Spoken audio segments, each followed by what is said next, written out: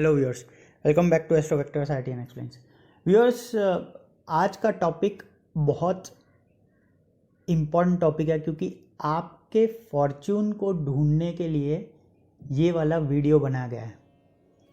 आपके दिमाग में अगर ये सवाल है कि मैं कब घर खरीदूं या कब गाड़ी खरीदूं या फिर किसी स्टॉक मार्केट में कब इन्वेस्ट करूं, तो ऐसे हर छोटे छोटे सवालों का जवाब देने के लिए आपको पता होना चाहिए कि आपका फॉर्च्यूना पॉइंट कहाँ है। आपकी पूरी लाइफ का पाइवट है वो फॉर्च्यूना पॉइंट, और अगर आप फॉर्च्यूना पॉइंट के आसपास डिसीशंस लेंगे तो आपके वो डिसीशन लाभदायक होंगे। तो चलिए हम सीखते हैं कि केपी में फॉर्च्यूना पॉइंट कैसे ढूंढा जाता है। इसे पार्स फॉर्च्यूना भी कहा जाता है और ये एक अरेबिक मेथोडोलॉजी से निकाला जाता है। अब हम एक उदाहरण कुंडली लेते हैं और इस कुंडली में हम देखेंगे कि फॉर्च्यूना पॉइंट कहाँ लाई करता है और उससे हमें क्या निष्कर्ष निकालना चाहिए। तो फॉर्च्यूना पॉइंट कैलकुलेट करने के लिए सबसे पहले हमें जाना है डिग्री की तरफ, मतलब कि प्लेनेट सब वाले टैब में, और इसमें हमें लग्न प्लस मून माइनस सन, फिर से सुन लीजिए, लग्न की डिग्री प्लस मून की डिग्री माइनस सन की डिग्री, ये जितनी भी डिग्री आती है उसके हिसाब से हम फॉर्च्यूना पॉइंट कैलकुलेट करते हैं।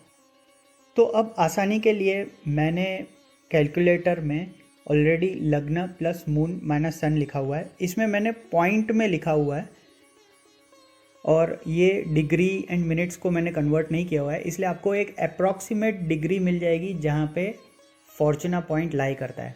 तो मैंने लग्न में मून की डिग्री ऐड करी और उसमें से सन की डिग्री सब्ट्रैक्ट कर दी और मुझे जो फिगर मिली वो है 289.02, मतलब कि 270, मतलब कि 9 साइंस पास हो चुकी है और 10th साइन में है, वहाँ पे वो 19 डिग्री क्रॉस कर चुका है।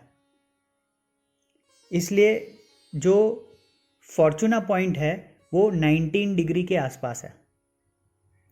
ऐसे हम फॉर्च्यूना पॉइंट कैलकुलेट कर सकते हैं। तो आप देख सकते हैं कि इनके कैप्रिकॉन में 19 डिग्री पे फॉर्च्यूना पॉइंट है और 19 डिग्री पे श्रवण नक्षत्र फॉल करता है जो कि मून का नक्षत्र है।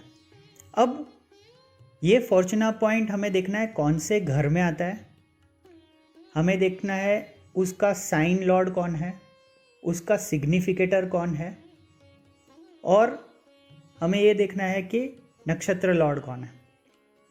तो ये कैप्रिकॉन साइन में आता है।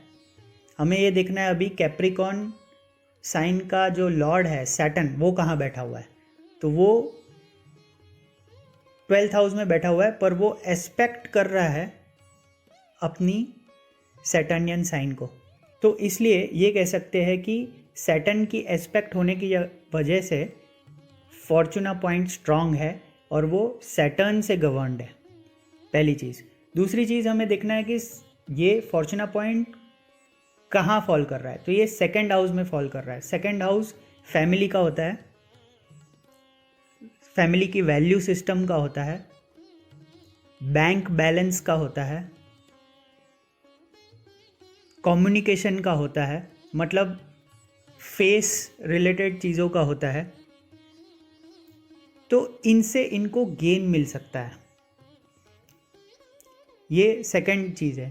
थर्ड चीज़, इसका सिग्निफिकेटर कौन सा है। तो सेकंड हाउस का सिग्निफिकेटर है जुपिटर। अगर आप जुपिटर की पोजीशन देखेंगे तो वो फर्स्ट हाउस में अपनी ही राशि में है, धनु राशि में, और दिग्बली भी है, इसलिए ये एक अच्छी चीज़ है।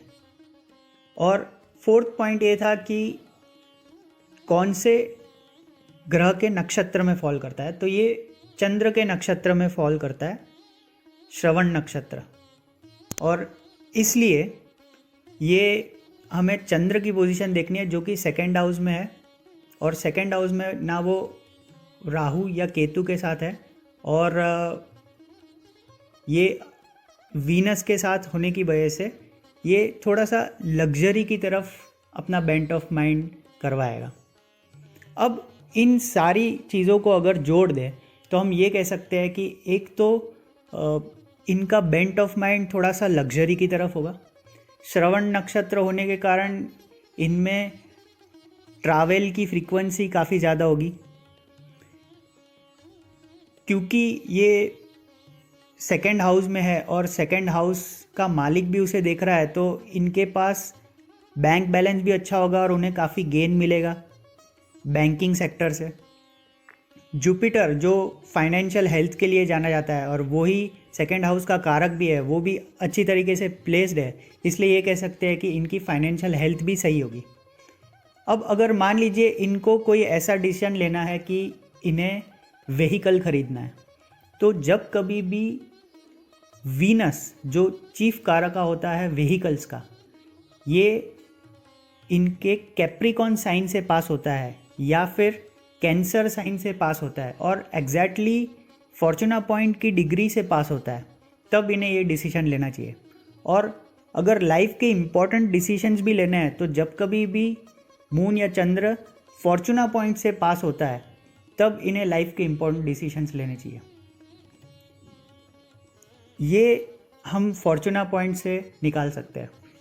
अब मान लीजिए आपका फॉर्चूना पॉइंट अलग अलग घर में फॉल करता है, तो उसके हिसाब से आपको क्या अपने लिए निष्कर्ष निकालना चाहिए।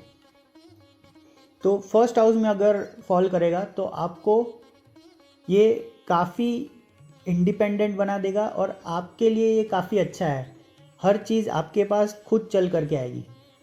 सेकंड हाउस के लिए हमने ऑलरेडी डिस्कस कर लिया। थर्ड हाउस में अगर ये आपका फॉर्चूना पॉइंट फॉल करता है तो ये आपको सिबलिंग्स से, छोटे मोटे ट्रैवल से, कम्युनिकेशन से, पब्लिकेशन से, इससे लाभ दिलवाएगा। फोर्थ हाउस में फॉल करता है तो ये प्रॉपर्टी से लाभ दिलवाएगा, प्राइमरी एजुकेशन से लाभ दिलवाएगा। फिफ्थ हाउस में फॉल करता है तो ये स्पेक्युलेटिव गेन से, किसी भी तरीके के आर्ट से आपको लाभ दिलवाएगा। सिक्स्थ हाउस में फॉल करता है तो किसी भी तरीके की लोन मिलने में आपको आसानी होगी, आपको किसी भी तरह के कंपटीशन से ये लाभ दिलवाएगा। सेवन्थ हाउस में होता है तो आपको पार्टनरशिप से लाभ दिलवाएगा। एथ हाउस में होता है तो आपको सडन गेन्स दिलवाएगा, ये may be through stock market, may be through lottery, may be through inheritance. Ninth house में होता है तो हायर लर्निंग या लंबे ट्रैवल से आपको लाभ दिलवाएगा। टेंथ हाउस में ये सर्विस से लाभ दिलवाएगा। 11th हाउस में आपके सोशल नेटवर्किंग सर्कल या फिर आपके एल्डर सिबलिंग से लाभ दिलवाएगा। 12th हाउस में होता है तो ये आपको हॉस्पिटल्स, इंपोर्ट एक्सपोर्ट, ट्रेडिंग, ऐसी चीज़ों से लाभ दिलवाएगा। अगर आपको फॉर्चून अच्छे करने के लिए रेमेडी चाहिए तो आपको फॉर्चूना पॉइंट जिस नक्षत्र में है और उस नक्षत्र का लॉर्ड जो है उसकी उपासना करनी चाहिए। मतलब कि इनको श्रवण नक्षत्र, मतलब कि चंद्र जो उसका लॉर्ड है, मतलब कि शिव जी की और विष्णु सहस्त्र नाम करके इनको ज़्यादा फ़ायदा होगा। आशा करता हूँ आपको ये वीडियो अच्छा लगा होगा। आप प्लीज़ अपना फॉर्चूना पॉइंट भी कैलकुलेट करें और अपने लाइफ के इंपॉर्टेंट डिसीजंस इसी फॉर्चूना पॉइंट के आधार पर लें। धन्यवाद।